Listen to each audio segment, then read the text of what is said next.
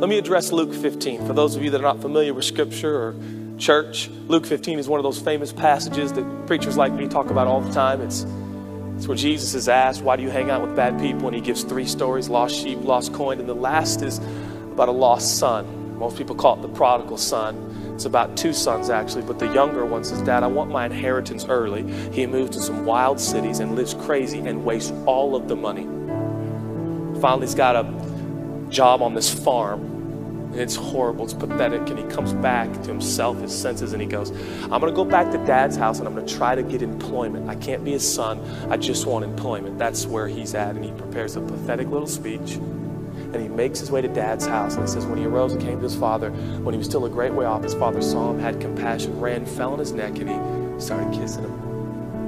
The son said, Father, he starts into his speech, I've sinned in heaven, in your sight, I'm no longer worthy to be called your son. And the next verse, the father ignores this. Jesus is telling this story to try to explain who he is. And really, God the Father's love. And the father says, bring out the best robe, put it on him, put a ring on his hand, sandals on his feet. And listen to what the father says.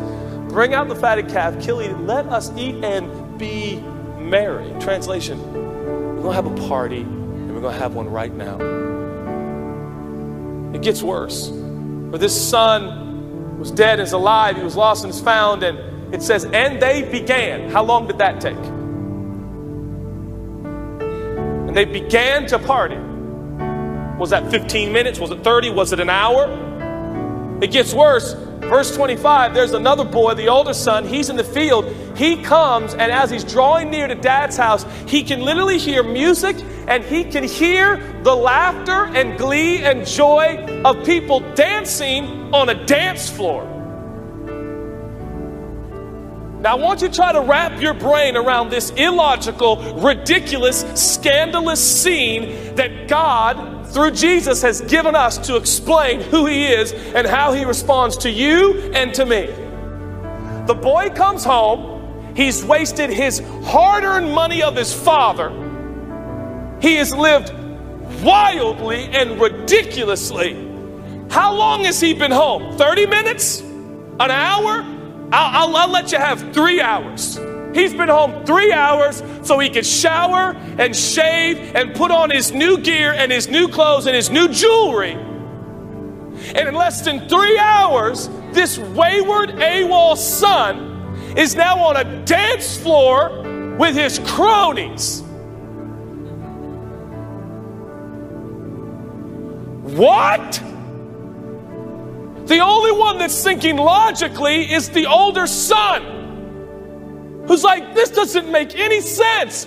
The scene could have been his younger brother, who's an idiot, surrounded by his friends as the DJ is playing his favorite song, and he's on the dance floor.